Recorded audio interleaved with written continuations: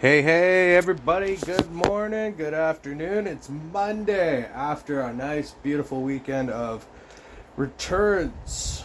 This is the Shit Chat Sports / Sports Entertainment Talk. I have changed the name just to shorten it down a little. And we're here to talk sports. First off, I would like to send my condolences to the three families that lost three young children of the Delta Hockey Academy here in BC, in Vancouver, BC.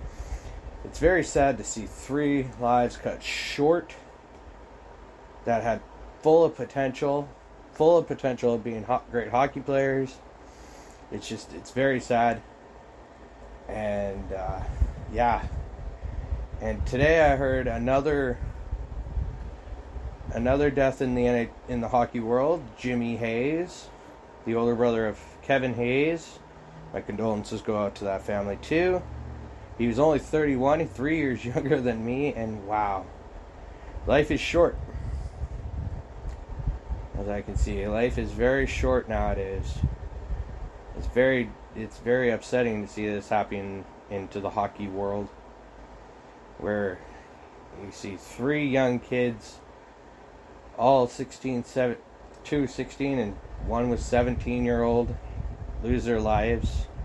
It's very saddening, disheartening to see that, their lives gone in a heartbeat like this, and it's just sad. And also, Jimmy Hayes, 300 plus games he's played in the NHL, leaving back home a young family, and it's just, again, sad.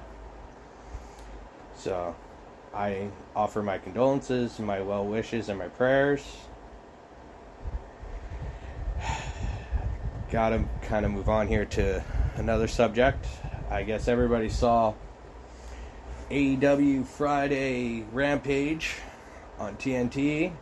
CM Punk finally made his return. His return after 9 plus years away from the wrestling ring. And wow, that was just emotional. Just because the man, he is one wrestler that brings and draws a crowd. And slowly, they sold out that arena, that hockey / NBA sized arena, just on the fact that he possibly could make an appearance. Not just, let alone sign a contract. No. Make just an appearance. And he literally blew the roof off Chicago's Allstate Arena. Sorry about that. Allstate Arena. And then you move to Saturday. Could WWE top what happened at AEW on Friday? I was hoping, possibly, maybe, and they did. First off, I will like to say, out of the whole SummerSlam weekend, 2 highlight matches, and they both came from the SmackDown show. First off, I'd love to talk about Edge and Seth Rollins. This was a fantastic feud being built. Just a great feel to it. It was a great build. And when you saw Edge come out in his old Brood entrance song and the fire and that, you were just like, whoa, this is insane. Haven't seen that in a couple of decades. And then, boom, the match happened, and it was magical. Spear, pedigree, stomp, everything. Back and forth. It was such a beautiful way to say WWE's still here. We still can compete. And it was a great match. I will nominate that for Match of the Year. Then you go over to the Universal Championship. Cena and Reigns went back and forth with those heated promos, those off-the-cuff promos.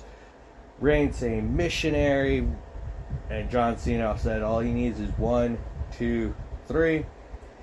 And how he made everybody pop when he said he basically almost destroyed Rollins' career, chased Jon Moxley away from WWE, and Reigns was shielded. That was awesome, how to build up this whole feud and rivalry in such short order.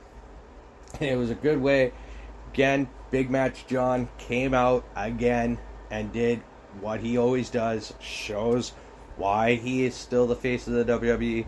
Doesn't matter if he's gone for 2 years, 5 years, 10 years, he still is the face of that company. It doesn't matter who they try to build and who they try to put in there. It just doesn't make any difference, because people still love to see John Cena, especially when he's coming off a damn good performance in the Suicide Squad as Peacemaker. Can't wait for January to watch that Peacemaker show.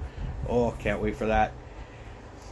But then, after that whole entire match happened, it was a great match. It was fantastic. It was from start to finish. It was great.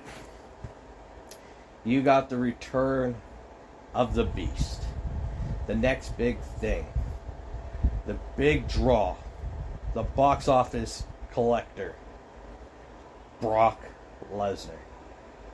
With man bun and beard. And I'll give it up. They make him a babyface Brock with the Viking beard and the man bun thing going on. That is going to be one hell of a hard-nosed wrestler. He's not just a wrestler, I should say. He's a mixed martial artist too. He's formerly UFC champion a couple of times there. So he is one hell of a great athlete. I was very disappointed that my prediction came wrong when I thought Cena could have won his 17. But again, they're probably waiting for something big, better to do with Cena and that 17th reign. Make it feel special. I understand that. But with the Lesnar going after Reigns, you got the Paul Heyman aspect. Lesnar being a Heyman guy. Reigns now being a Heyman guy. Lesnar not great on the mic, but I'm pretty sure if you just let him shoot and speak the way he wants to speak, I'm pretty sure you can cash in on that. And really, I don't think Lesnar needs to speak. All he has to do is just toss Reigns around and beat the holy hell out of him. In contrast, I watched the NXT 36 TakeOver. Another great pay-per-view, again, put on by the NXT brand, and I'm really hating what they're doing with it now. But Samoa Joe, Karrion Kross, hell of a good match. I don't care what anybody says. That was a hell of a good match. That was a match everybody was, I thinking, in the WWE was waiting for. Everybody was wanting to see. And we got it. We finally got it. To tell you the honest truth, I wasn't disappointed with it. I was absolutely enjoyed with it. I was enthralled. I was taken in by it. The women's championship match was good. Again, Dakota Kai falls short of trying to win any gold on her own. That's not a surprise. She's a great athlete. She's a great competitor. She could be soon NXT Women's Champion, but she's still one of those ones that can still elevate people up the ladder and make them look good. The Corey Grimes and LA Knight match, that was funny. I loved it. It was great. Grimes still pulling off that great baby face / heel / neutral kind of gimmick going on. He's really, really, really got this craft down well, especially being aligned with now Ted DiBiase and being the $1 million champ, which is fantastic. Adam Cole and Kyle O'Reilly. I liked the match. The 3 Stages of Hell match. I liked it. Wasn't their best effort, but it was still a pretty darn good match. Both great competitors, great athletes. I loved it. Please share your opinions. If you're listening on YouTube, DM me on YouTube, or email me. Yeah, my email is attached to this podcast and the YouTube channel.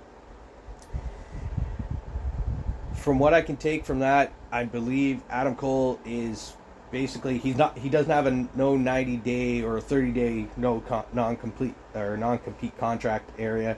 Remember, this was a handshake agreement he had with Paul Levesque, and yes, he did have a meeting with Vince McMahon. I've heard some rumors that he can possibly be staying with the company. They don't get any of his rights, to his third party activities outside of WWE, just to keep him. I'm pretty sure Vince is trying to do whatever he can, because All Elite is now just starting to stack. I fully understand that. There was a few other good matches on the NXT Takeover, but I'm pretty sure this was good. You had a solid beginning with Corey Grimes and LA Knight, and then you finished it off with Joe and Cross, which, again, hopefully Cross doesn't get mixed up when he's up on the main roster on Raw into that little shuffle of, you got all these other athletes and you just don't know what to do. It's really irritating. Where I noticed SmackDown, it's got its area of athletes and where they place. Baron Corbin this weekend was a pretty good one too. He was a really good one.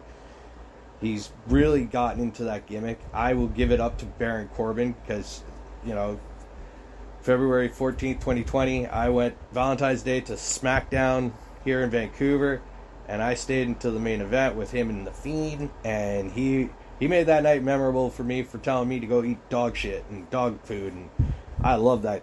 That was awesome. Fantastic. I will give a shout out to Baron Corbin on that.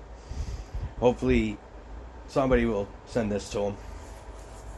I said it. If that was the only thing I did that year, in which I was, he made my night a very good night on that one. I really don't see Big E cashing in that contract until possibly next year, maybe at WrestleMania. And Lashley's next opponent, couldn't tell you who that could possibly be. Because, I'm sorry, Bill Goldberg, I've read up things, I've read other articles where people are actually saying this could be possibly him just damaging his legacy. I love to see Goldberg, but I don't think we need to see him as champion. Just, show guys, maybe run through some guys, maybe give him a feud with like Karrion Kross, make Karrion Kross be, dominant on him, but at least get Goldberg some wins in this matter. Give him somebody to, get some of these veteran guys working with some of these young guys. You want to establish these talents. And I hear Samoa Joe is working behind the scenes with possibly the NXT brand, as his contract is now like the exclusive NXT, and he's champion. So I'm thinking he was at the tryouts in Vegas this weekend and all that, so with William Regal and Triple H, aka Paul Levesque, and several other coaches and trainers looking at him. I hear the American gold medalist, I don't want to say his name wrong or anything, I think it's Gable Stevenson. If I'm saying that wrong, I'm very sorry. I hear Vince is really high on having him there because he is a young man. I hear, they want to build a bigger brand, a different development system in WWE. But I think, reaching down that rabbit hole or the foxhole, and just like WCW did one too many times with the NWO, it just kind of, you should just sign some indie guys too at the same time. Just keep the brand the way it is, but polish some of these indie guys.